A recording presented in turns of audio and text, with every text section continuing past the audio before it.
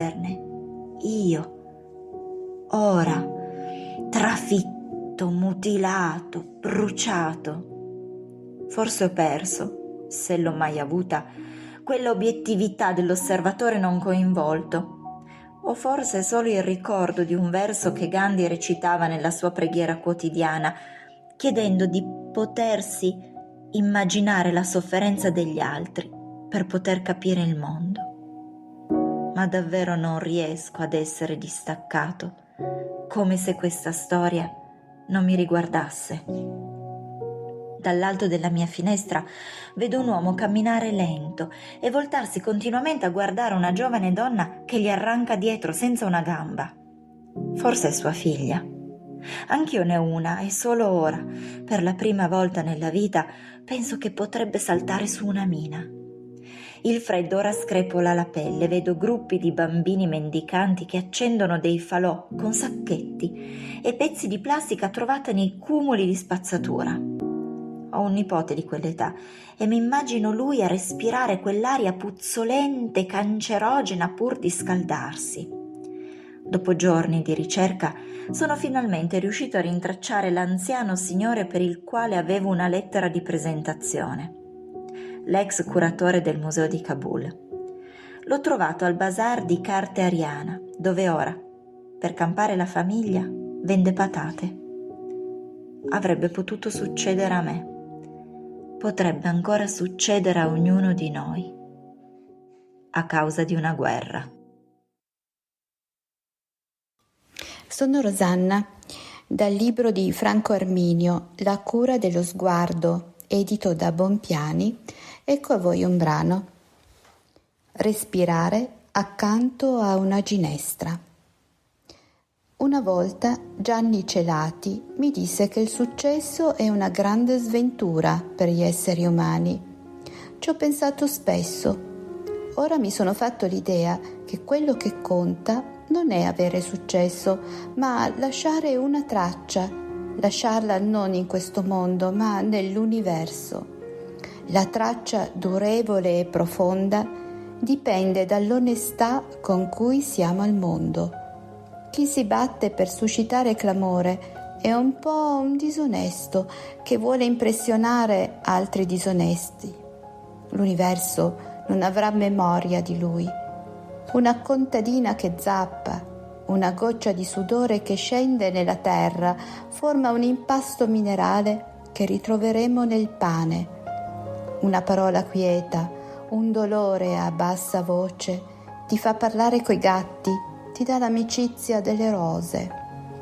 I nostri gesti hanno valore anche se non vengono commentati da nessuno. I nostri gesti sono belli anche se non ci procurano fama e potere. Dobbiamo frenare l'isteria di questo mondo, è assurdo alimentarla. Dobbiamo pronunciare con fermezza le nostre verità senza esporle al giudizio dell'attimo. Dobbiamo dare fiducia agli anonimi e agli sconosciuti, andare a scuola dai silenziosi, dagli appartati. La politica e la comunità hanno senso se ci fidiamo degli altri, se non pensiamo che sia tutto un imbroglio. Il gioco della furbizia non dobbiamo accettarlo né dai governanti né dai nostri amici.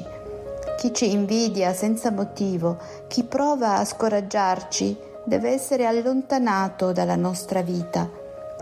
Non possiamo stare accanto a chi vuole rubarci il nostro fiato per fare spazio al suo. Andiamo a respirare accanto a una ginestra. Lei non partecipa alla rissa.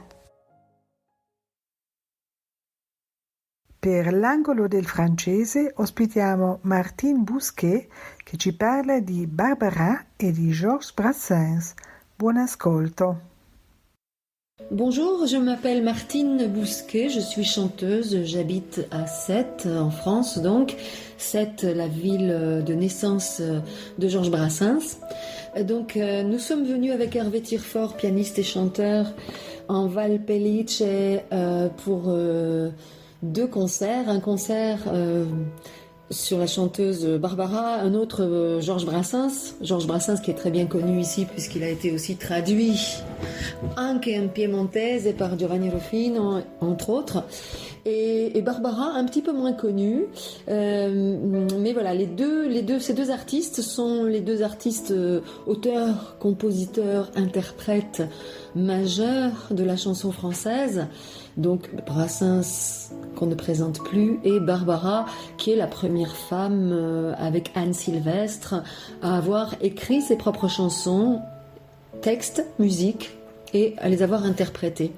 Alors, à la demande de Paola Grande, je vais vous parler de ces deux artistes en comparant, parce que je me suis rendu compte au fil de mes lectures que ces deux artistes avaient beaucoup de points communs. Donc, j'ai proposé pour le centenaire Georges Brassens à Sète de faire une petite conférence, discussion, qui a duré à peu près 1 heure, mais là je voudrais le synthétiser pour la radio et pour faire moins long.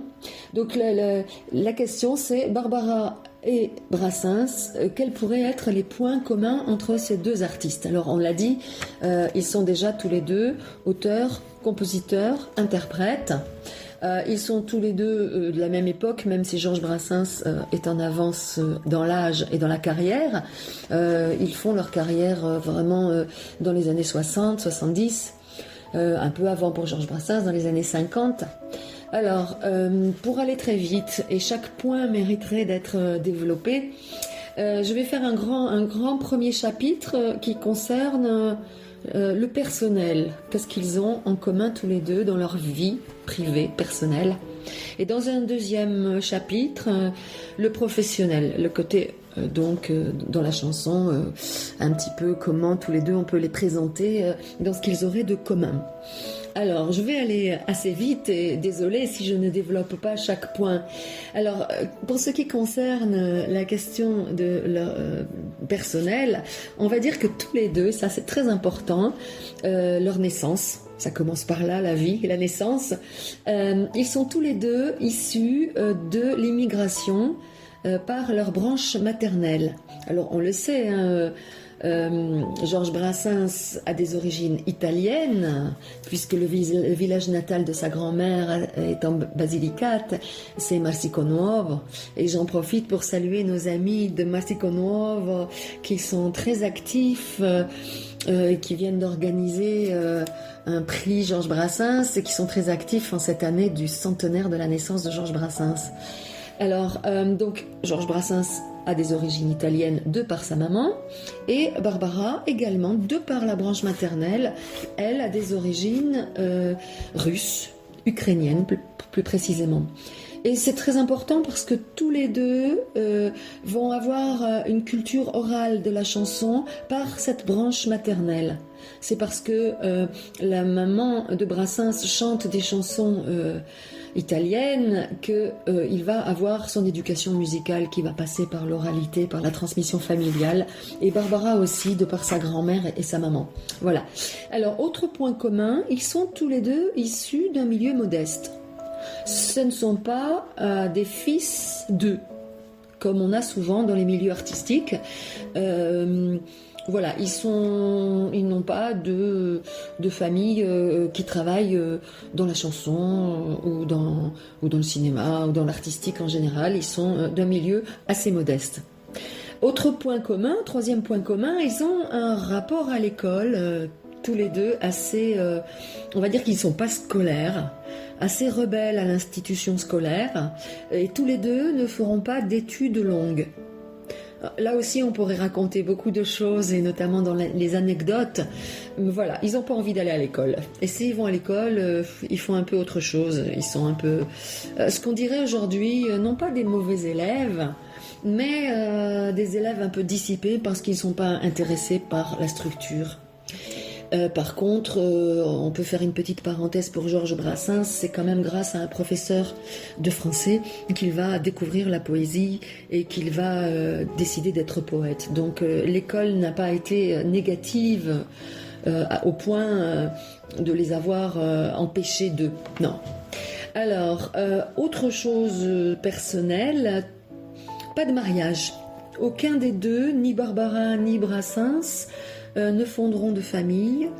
Alors Barbara se mariera très jeune, mais pour des raisons institutionnelles, elle a besoin, elle est partie à Bruxelles, elle menace d'être expulsée, elle se mariera avec son copain de l'époque pour avoir des papiers et pouvoir rester à Bruxelles, mais très vite elle se séparera, elle divorcera. Donc on va dire, pour simplifier, que tous les deux ont été rebelles aussi à l'institution du mariage et ne se sont pas prolongés, n'ont pas eu d'enfants. Ah oui, alors ça c'est un autre point. Brassens, c'est un choix. Il ne voulait pas avoir d'enfants, il ne voulait pas mettre d'enfants dans ce monde et surtout il savait intuitivement que pour se consacrer à ses études de poète et à la chanson, un enfant, c'était peut-être un peu encombrant. Pour Barbara, c'est un peu différent. Elle n'a pas pu avoir d'enfant. Elle dit que c'est la seule chose qui aurait pu changer sa vie. Ça sera une blessure de femme, mais peut-être aussi parce que justement elle est une femme. Mais quelque part, elle l'assume en disant plus tard, parce que je n'ai pas eu d'enfant, j'ai pu me consacrer pleinement à ma raison de vivre qui est la chanson et qui est mon parcours artistique. Donc quelque part, elle l'acceptera avec le temps. Par contre, tous les deux ont un point commun qui est qu'ils auront de nombreuses liaisons amoureuses. Donc ils sont tous les deux très très libres en amour et ils ne s'en cachent pas. Alors de manière différente pour Barbara et pour Brassens, Brassens se tourne davantage vers des femmes d'âge mûr. Il sera toute sa vie fidèle est un grand mot.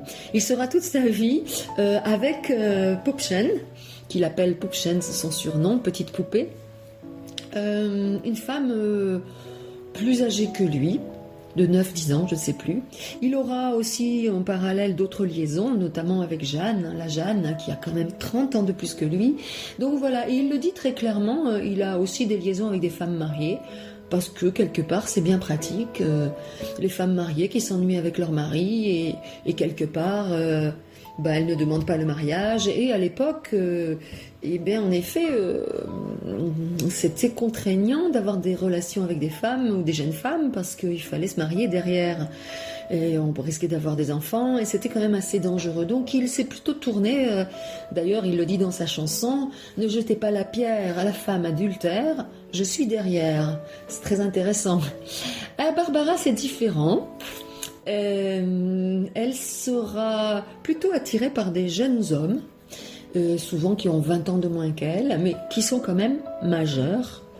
Donc ce sont des relations assumées, légitimes on va dire, même si elles ne mènent pas au mariage.